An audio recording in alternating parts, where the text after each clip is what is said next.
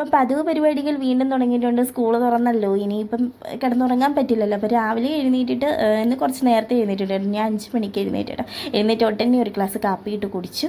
എന്നിട്ട് അത് എൻ്റെ സ്ഥിരം, എനിക്ക് കാപ്പി കുടിച്ചിട്ടേ എനിക്ക് അങ്ങോട്ട് ജോലിയേക്കും വരത്തുള്ളൂ കേട്ടോ. അപ്പം ഇന്ന് ഞാൻ ബിരിയാണി റൈസും ചിക്കൻ കറിയും ഉണ്ടാക്കാമെന്നാണ് വിചാരിച്ചിരിക്കുന്നത്. അത് കൊടുത്തു വിടാൻ ഉള്ള തീരുമാനത്തിലാണ്.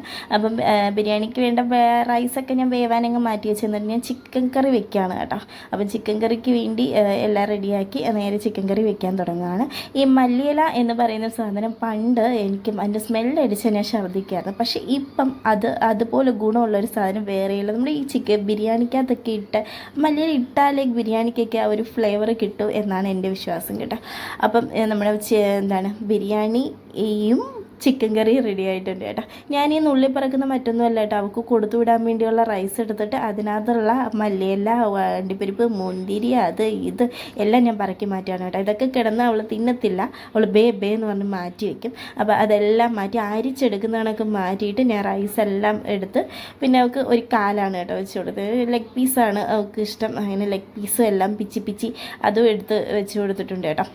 പിന്നെ അവൾക്ക് വേണ്ട സ്നാക്സും എല്ലാം ഞാൻ പറക്കി വെച്ചിട്ടുണ്ട്. അവൻ്റെ ഇടയിൽ അവളെ ഞാൻ റെഡിയാക്കിയിട്ടുണ്ടായിരുന്നു. എല്ലാം അവളെ ഫ്രഷാക്കി റെഡിയാക്കിയൊക്കെ ഇരുത്തിയിട്ടുണ്ട്. അപ്പം സ്കൂളിൽ ഇനി പറഞ്ഞു വിടാൻ പോവാണ്. അപ്പോൾ വീഡിയോ ഇത്രയുള്ളൂ. ഇഷ്ടപ്പെട്ടെങ്കിൽ ലൈക്ക് ചെയ്യാനും സബ്സ്ക്രൈബ് ചെയ്യാനും മറക്കണ്ട. See U.